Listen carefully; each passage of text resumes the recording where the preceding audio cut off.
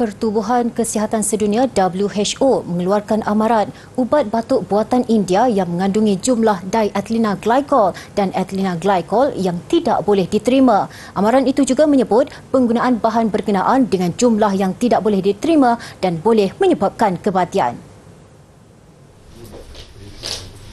Menurut amaran itu, sampel ubat batuk sirap guaifenesin TG dari Kepulauan Marshall didapati mengandungi jumlah diethylene glycol dan ethylene glycol yang tidak boleh diterima. Guaifenesin adalah bahan aktif yang digunakan untuk melegakan kesesakan pada dada dan gejala batuk. Badan Kesihatan Global itu tidak memaklumkan jika ada yang jatuh sakit berikutan pengambilan ubat batuk sirap guaifenesin TG. Kerajaan India masih belum bertindak balas terhadap amaran terkini WHO. Terdahulu, satu penghantaran ubat batuk buatan India yang tercemar ditemui di Kepulauan Marshall dan Micronesia.